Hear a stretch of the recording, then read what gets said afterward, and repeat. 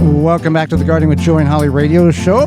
Holly, got a question for you. Okay, what's your question? Do you like saving money? Well, yeah, I like saving money. People here, our listeners, hear those coupon codes throughout the program. Not only that segment, but the other segments. We have a number of all these companies have financially contributed to the program because they believe in what we're doing, and many of them have offered coupon codes for their products in order to save them money. And if you've missed any of those, or you might miss them, here's where you go. TheWisconsinVegetableGardener.com under the Money tab at the top of the page, and they're all listed for you. Well, right. So let's talk about some bad seed starting ideas. I know we often give good seed starting ideas, but don't do these. Don't do these. So the first one is eggshells. Regardless of the situation with the egg population right now, we see this year after year. About this time, people have these wonderful Pinterest. Is Pinterest still a thing? Yes. These wonderful Pinterest images. It's kind of making a comeback, actually. Oh, is it? Yeah. Of the half shells with the little sprouts coming out of it. This is a horrible ideal, but a beautiful photograph. You can get really good ideas for crafts on Pinterest. Okay, we're focused on the eggshell. I'm just saying, pro tip. Okay, anyway, eggshell is not a good idea. It's too small. We talked about in the first segment, the less amount of soil, the quicker it's going to dry out. And you have like a tablespoon of soil in most eggs. Yeah. Or like 2 tablespoons. I'm going to wait until it gets started, then I'll crush the egg and put it in a larger container. Well, first of all, yes, that egg has calcium in it. But it takes about 18 months for that eggshell to break down, even in powder form, when people throw it in their compost pile or grind it up and put it under the tomatoes, because it's going to stop blossom end rot. We'll talk about that in the weeks to come. But it takes about 12 to 18 months for that to be broke down to a usable form. So this whole thing of, I'm going to wait until you're wasting your time.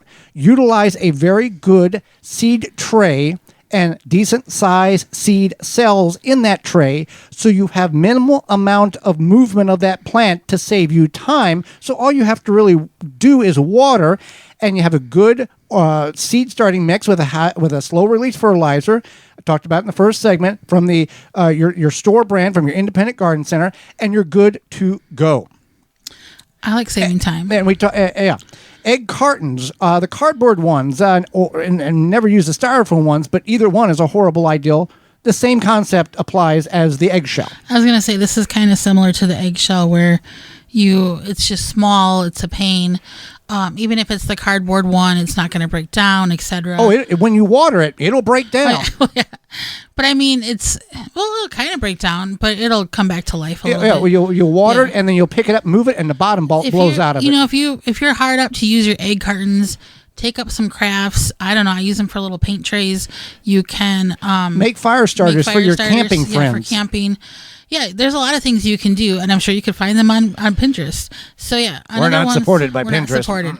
Anything with like styrofoam is a bad idea, which we didn't put on here. But since you're talking about the styrofoam egg cartons, you could use styrofoam cups, but again, those are kind of small typically anyway. Well, since you brought up the styrofoam, and this is what I've seen, growing up, and we've seen this before, the white pellets or the white particles in potting soil mixes is not styrofoam. It's either vermiculite or perlite, which are natural products that are mined or harvested that allow moisture to absorb into them and release and create air pockets in the soil. It is not styrofoam. As well, in that realm, whenever you're going to plant, this is more than a seed starting ideal that's gone bad.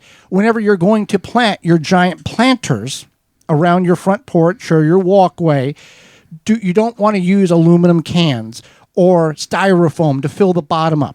If you've got a 4-foot tall planter and it has a drainage hole in the bottom of it, you can take a smaller plastic planter, Yeah. invert it, so now you only have 2 foot of soil to fill instead of 4, and you're not going to impede the growth of that plant. When you put aluminum cans and styrofoam in there, that's not anything to do with, that's not healthy for the plant. No. So keep that in mind whenever you're wanting to aesthetically please your landscape with large planters. There is a way to cut down on the amount of soil you're going to put in them, but there is a right way and a wrong way to do that. Right. And it's, yeah. So to work smarter, not harder. I guess. Just do it right the first time. Anyway, so yeah, another one is peat pellets. We kind of talked about this Yeah. in the first segment, but it is good to note, especially maybe you missed that segment. Peat pellets, they don't have any sort of fertilizer situation. You can use the peat pellets, but you do need to add the liquid fertilizer. And then at this point, you're probably up to the same cost as if you were just going to buy potting soil or a seed starter or whatever.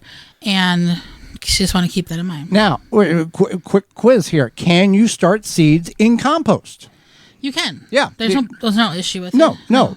We have started many years. We have started our seeds in compost and nothing else because we had it available. We made it ourselves. We utilized it. It worked fine. Here's one thing that a bad seed starting ideal. It's El Cheapo and it's on sale from the drugstore. Potting soil and it's 1 cubic foot for $1. Well, that must mean I can get a good deal on it. I mean, what's that sound at the Price is Right? The sad sound. Yeah, whatever that is. Just because it's a good deal doesn't mean it's. There's certain things in life. There's certain things in life that are great deals. That you buy a picture at a yard sale and you find out it's worth $25,000. Great deal. You bought it for $1. This is not one of those great deals. The health and well-being of your seedling to grow into a plant to produce a food for you all stimulates around how that seed starts. If it starts in a poor soil environment, it's not going to take off the way it should because it doesn't have the nutrient value and the minerals and the requirements that it needs in order to grow healthy. You've got a story about this. I do. So back, I don't know, it's probably 12 years ago now. Yeah. We try not to remember. I was at the neighborhood drugstore and I saw and there was a coupon too, and it ended up being $1 for a cubic foot of this. I think it was like just a potting soil mix. I don't know what it was. And I remember I bought it. I called you and I said, "How many of these should you get?" And I said, "How many do they have?" And I think I said 5 or whatever. I don't know, whatever it was. And so I brought them home, and it was the worst soil. We could have taken the dust from the vacuum cleaner and planted better. Sand off the beach would have been better. Yeah. It wouldn't absorb moisture, and what moisture it did, it just ran right through.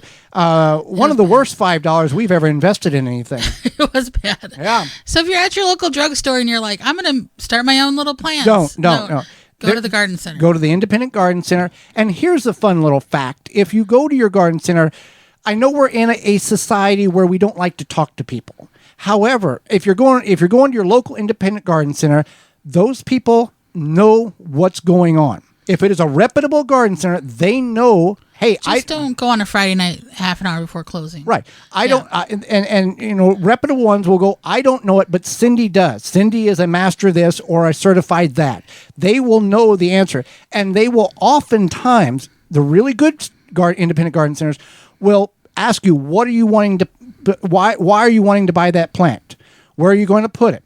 Well, I wouldn't recommend it putting there because this is a partial shade plant that will not do good in direct sunlight, or the opposite. They will try to prevent you from buying a plant that's going to fail.